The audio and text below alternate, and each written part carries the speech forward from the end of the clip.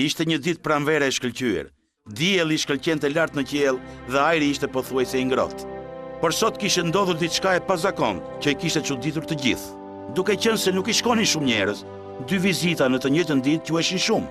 Në fillim kishte ardhur pastori dhe pastaj krejt papritur kishte ardhur Tezedejt. Por çfarë donte në të vërtetë Tezedejt? Tashmë kishin kaluar pothuajse 3 vjet dhe Hajdi e kishte harruar fare. Pastaj kush e di pse gjyshi kishte marrë të pamje në fytyrë dhe si rrallë ndonjëherë kishte ngritur zërin në bisedën me Tezedejt. Nuk ka qenë e lehtë për ty, unë e di. Po çfarë mund të bëja unë më? Nuk kisha zgjidhje tjetër në atë kohë. Ti ishe i vetmi që mund të ta besoja. E kisha vënë re që dihet silleshe me fëmijët. Po çfarë mund të bëja, thuam? Ishte e pamundur të gjeja punë në këtë vend dhe i vetmi vend që mu ofrua ishte një punë në Frankfurt dhe nuk mund ta merrja me vete. Ishte një vend i ri edhe për mua mbi të gjitha.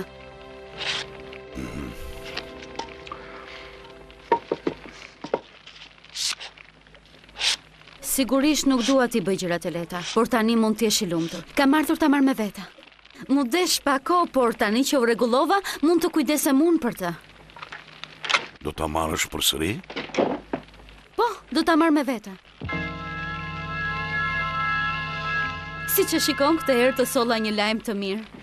Për Hajdin kjo është një mundësi që i ndodh vetëm një fëmijë në 1000, aq po them dhe unë, 1 në 100.000 fëmijë. Në Frankfurt është një familje, familja Sezeman. Zoti Sezeman është njeriu më i pasur i qytetit. Dhe ky zoti Sezeman ka një vajzë që quhet Klara. Më dëgjoj me kujdes. Sezeman e do shumë vajzën e tij, por Klara është e paralizuar dhe tani duan një vajzë të këndshme që të kalojë kohën me Klarën dhe të marrë mësime private me të pa që nevoja të shkojë në shkollë. Hajdi do trajtohet në atë shtëpi si vajza e dytë. Unë e di sepse punoj tek disa të afërm të familjes Sezeman. Kur ma tham për herë të parë, nuk doja ta besoja. Kujdestarja pastaj, zonja Rottenmeier, ma konfirmoi personalisht të lajm. Oh, nuk mund ta imagjinosh sa e bukur është shtëpia ku do të shkojë të jetoj Hajdi. Është një ndër shtëpitë më të mëdha dhe antike të Frankfurtit, me shumë dritare dhe një derë të madhe. Në këtë shtëpi, Klara qëndron gjithë ditën e ulur në një karrocë me rrota. Zoti Sezeman ka bërë ç'është e mundur për të bien, por u thon shumë shpesh. Dhe Klara e vogël nuk e ka më maman e saj. E gjora. Zoti Sezeman ja lexon çdo dëshirë në sy. Ka marrë madje në shtëpi edhe një mësues privat. Ai mëson Klarës çdo gjë që ajo duhet të di. Ka më shumë lodra se ç'kan gjithë fëmijët e qytetit së bashku, por është gjithmonë e trishtuar gjatë gjithë ditës, nuk qesh kurrë. Prandaj zoti Sezeman dhe kujdestarja, zonja Rottenmeier, më pyetën nëse janë ndonjë shoqe që edhe Klara të mund të luajë. Sigurisht që më erdhi më njëherë në mendje Hajdi, si mendon? I tregova gjithçka që dija për Hajdin, po ashtu i tregova sa gazmore dhe inteligjente që është ajo, dhe megjithatë sa shpejt ambientohet. Por besom nuk ishte dhe aq e thjesht. Zonja Rottenmeier nuk është nga ato lloj njerëzish që kënaqen lehtë. Është shumë e rrept. Por për Klarën është një gjë e mirë që është besuar asaj. Pastaj vazhdimin ti e di. Dhe unë ja ku jam.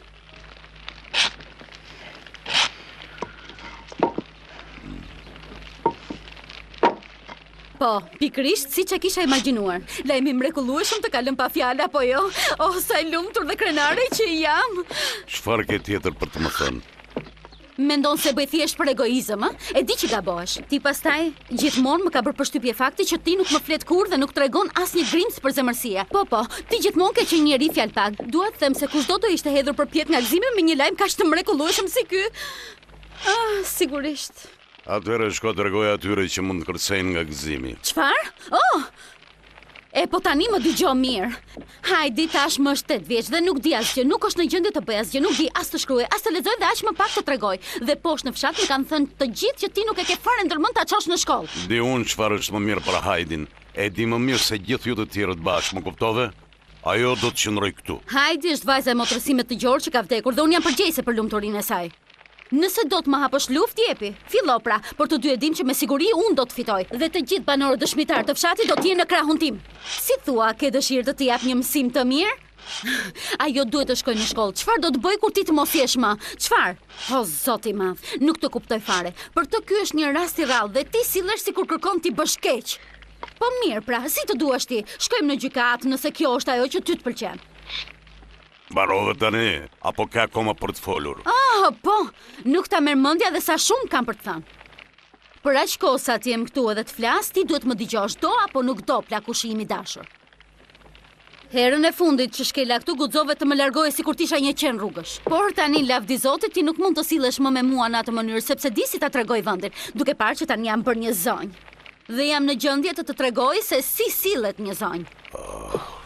Ende nuk dëshiron të flasësh apo jo? Mirë, pra kur është kështu. Nëse ti nuk do të përgjigjesh, duhet të vi dikush tjetër këtu që do ta marr vajzën me forcë. Më vjen keq, po aq më keq për ty, vetë kërkove. Tani mjaft.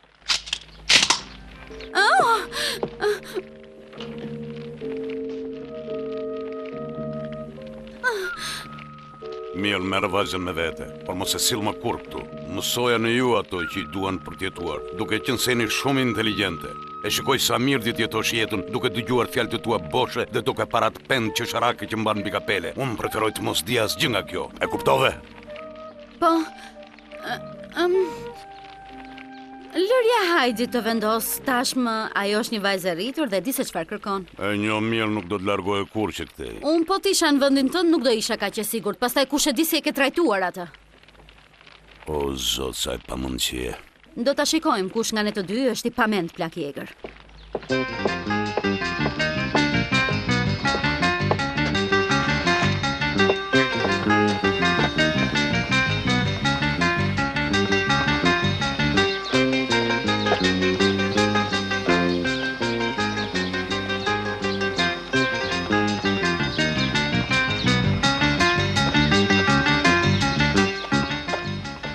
Barbatë së foluri? Mund ta di për çfarë biseduat në shtëpi? Po, Çfarë? unë pyeta gjyshin nëse ti mund të vish me mua dhe ai të lejoj. Ë? Do të shkojmë të dyja në Frankfurt. Po nuk dua të largohem. Sigurisht që po. Frankfurti është një qytet i madh, me siguri që ty do të pëlqej, ka shumë gjëra për të parë. Po nuk dua t'i shikoj. Oh, më dëgjoj. Dëgjoj me kujdes tani. E di çfarë do të më thuash, por nuk dua. Hajde, ti nuk mund ta dish ende atë që do. Kështu që vër kapelen dhe shkojmë. Dëgjoj, unë kam ardhur deri këtu për të të marrë me vete. Kështu që ti nuk mund të më zhgënjesh në këtë mënyrë. Por këtu është bukur, më pëlqen të qëndroj këtu. Frankfurti do të pëlqej akoma më shumë. Çdo dëshirë jotja do të plotësohet, ke për ta parë. Ti do të jesh shumë mirë atje. Me që ti sigurisht ke edhe shumë dëshira, apo jo? Të gjithë vajzat e vogla dëshirojnë diçka shumë të veçantë. Jo. Nuk dua asgjë për vete. Dua të qëndroj këtu. Hajdi, ti nuk e kupton atë që thua. Nuk mund të vi. Duhet të kujdesem për flokborën. Pastaj tani vjen dhe pranvera, kështu që nuk mundem. Ktheu në dimër, kështu mund të vi edhe gjyshi edhe unë. Por kjo nuk do të jetë për gjithmonë. Hajdi, pse nuk vjen ta shohësh një herë? Nëse nuk të pëlqen, mund të kthehesh përsëri këtu në mal. Nuk më pëlqen, e di. Pastaj nuk mund të vi sepse i kam premtuar gjyshes së Peterit se do të shkoj të takoj. Do të mërzitet nëse nuk më sheh. Shkoj të takoj pothuajse çdo ditë. Por mund të vish të takosh edhe nga Frankfurti. Madje mund t'i sjellësh edhe shumë dhurata. Për shembull, Oh, çfarë të duash? ka paninë të mëdha dhe të buta në Frankfurt? Njëherë më tha se ajo nuk mund të hante bukën e zezë sepse nuk ka dhëmb. Edhe para për të bler bukë të bardha nuk ka. Oh, nëse do mund t'i blesh një thes plot me bukë të bardhë. Hajdi t'i kujtoj mirë ajo pas ditën në të cilën gjyshes ju desh ta linte bukën më njan, sepse ishte shumë e fortë për dhëmbët e saj të gjorë. I kishte ardhur shumë keq për gjyshin e Peterit, por fatkeqësisht nuk dinte si ta ndihmonte. Mund t'i kishte dhënë me shumë kënaqësi pak nga buka e saj, por dhe ajo ishte e fortë. Dhe tani ideja të shkuarit në Frankfurt filloi t'i pëlqente. Atje më në fund mund t'i gjente si mitet e buta për gjyshin e varfër të Peterit. Pa më thuaj, mund të kthehemi do të sonte në mbrëmje? Oh, sot? Po unë ta thash, mund të kthesh këtu sa herë që të duash ti. Mendon se mund t'i sjell ndonjë gjë edhe gjyshit? Po, përse jo? Do të gjesh me siguri edhe diçka për të. Tuan, Eja, duhet të nxitojmë tani. Bo, vajzë e mbarë dhe vish pelerinë. pa. Dhe për Peterin do të sjell një grej peshkimi. Sigurisht. Forca, ja te se dej, duhet të kthehemi në shtëpi para se të bëhet errësirë. Eja, Çfarë ke? Gjysh! Do të shkoj në Frankfurt për të blerë simite të bardha. Mirupafshim! Shihemi së shpejti! Mos sik, hajde. Moglushe ime si të mashtroj.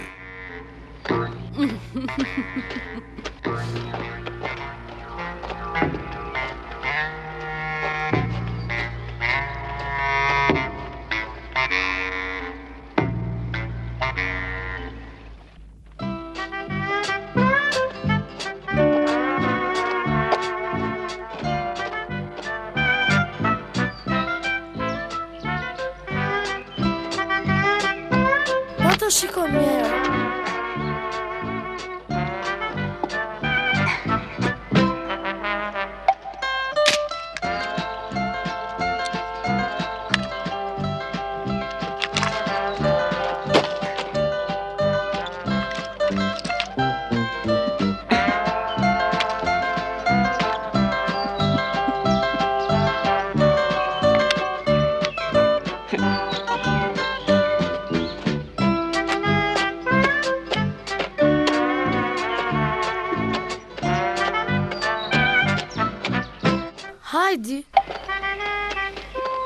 Hajdi, po shkon tek gjysha ime? Jo, do të shkoj në Frankfurt. Çfarë po bën shaka tani? Nuk po bëj as pak shaka, ti se di do të më marr me vete. Por Frankfurt është shumë larg shëkti. Nuk është aq larg. Do të kthehem sonte. Hajdi, jo që ndro këtu. Jemi shumë vonë, nuk kemi kohë të ndalojmë për të folur me të. Por ai është shoku im më i mirë, pastaj dua të shkoj të përshëndes gjyshen e tij. Mund të flasësh sa të duash me ta kur të kthehesh, por tani ne duhet të shkojmë. Jo, lëshom. Duhet t'i tregoj në fillim Peterit për simitet e bardha. Rri këtu, mos më lër vetëm. Lëviz, pra mos më detyro të të tërheq kështu. Lëshom, Tezedit. Tezedit, jo.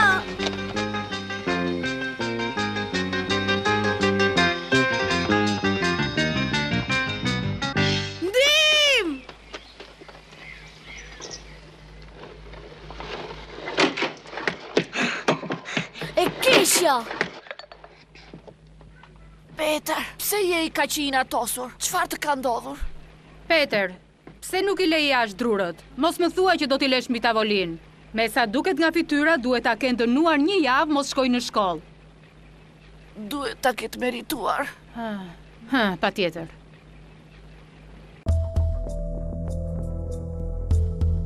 Peter, mund ta di çfarë ke kështu. Mos valli zëngjë me shokët.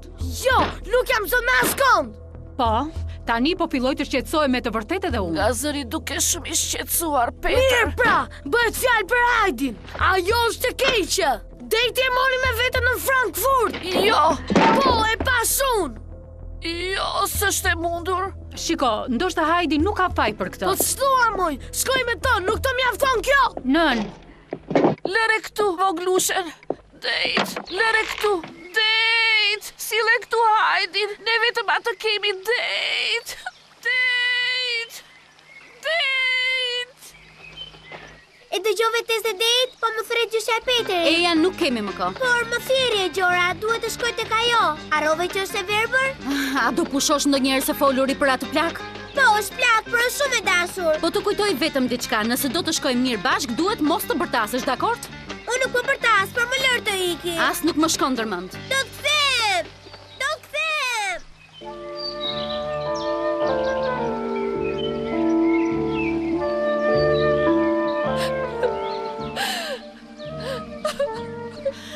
Gjyshe, të lutem hyr brenda, tashmë nuk duken më.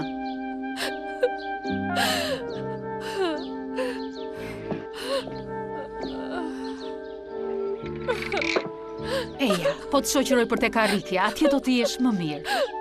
Do të kthehet, mos u shqetëso, me siguri do të kthehet patjetër.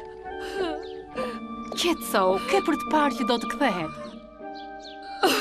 Brigida, nuk mendoj se i kanë thënë të vërtetën e ndjej. Nuk arrit ta kuptoj përse plaku e la të shkonte me të.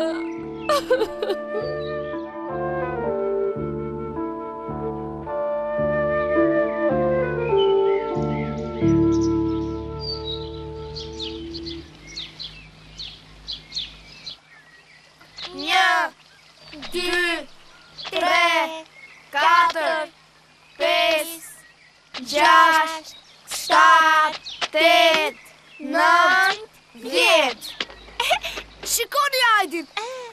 Sa qesharake që duket. Me të vërtet ashtu duket. Mami, po vjen dejt me Hajdin. Jo, është e pamundur.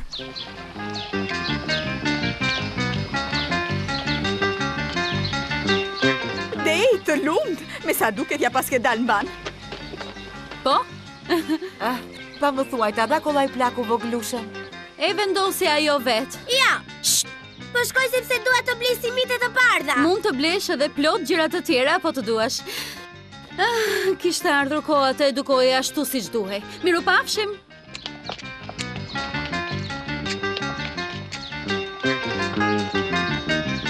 Jo. Si të duket ty? Nuk arrita besoj si arriti ta marr vajzën kaq thjesht.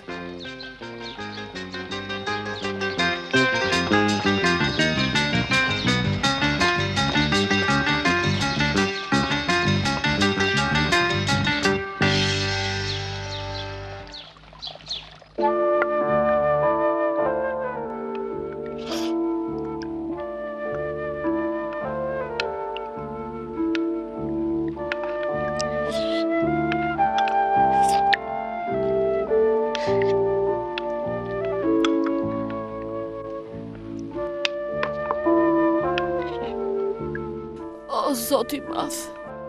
Le të shpresojmë që Hajdi do të kthehet. Dua ta shoh përsëri voglushen. Do të kthehen, qetëso të lutem. Si iku kështu? Isha shumë e lidhur me të. Sa herë që vite këtu ishte shumë e lumtur.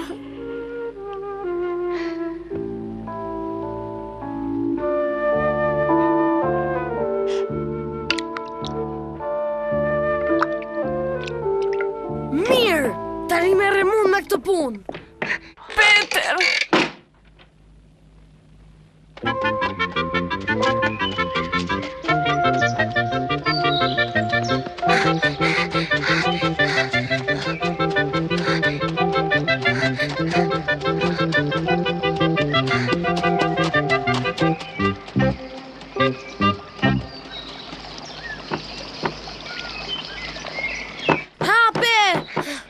Hape këtë derë.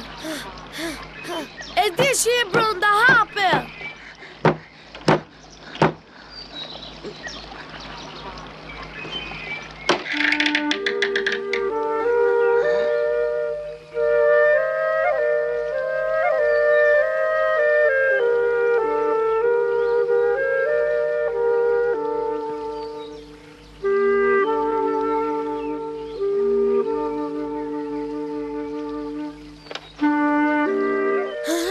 Peter, prit. Pse jam mbathe kështu? Eja këtu, Peter, të lutem.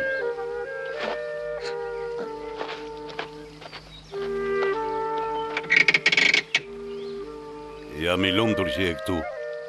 A i ke ngrënë mëngjesin sot? Sa e vura në goj. Eja brenda. Futu.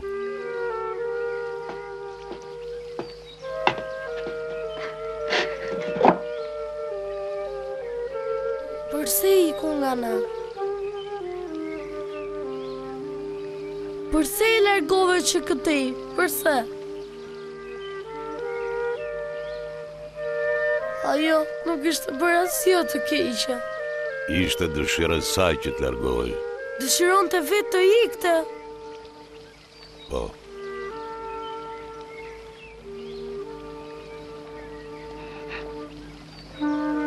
Jo, nuk mund ta besoj. Kështu është. Dhe nuk do të kthehet më kurrë. Por, Hajdi do të shkojnë në qytet dhe qyteti e ndryshon njeriu, kështu që me siguri do të shkatërrohet. Hajdi nuk do ndryshoj. Madje as në atë qytet. Hajdi do të mbetet për gjithmonë Hajdi jonë. Po, kështu është. Sigurisht. Sigurisht.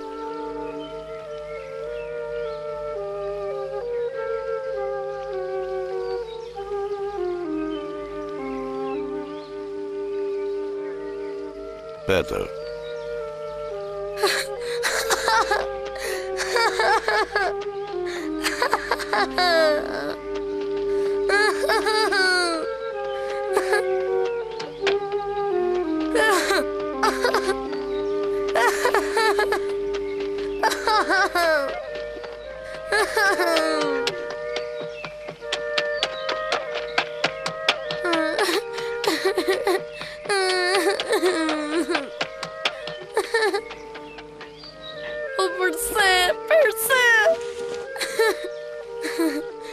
se i ku gjigët ti.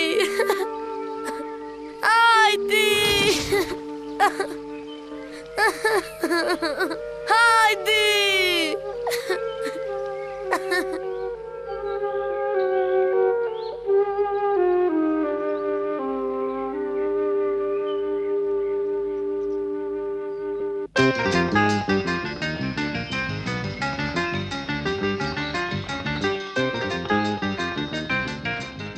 Nëse nuk nxitojmë, nuk do të arrim të kthehemi dot sonte. Nuk mund të ecim më shpejt me taka, tash më jam rrëzuar 3 herë. Përse man ta kaq të larta? Në fshat të gjithë gat me ngopus të sheshta.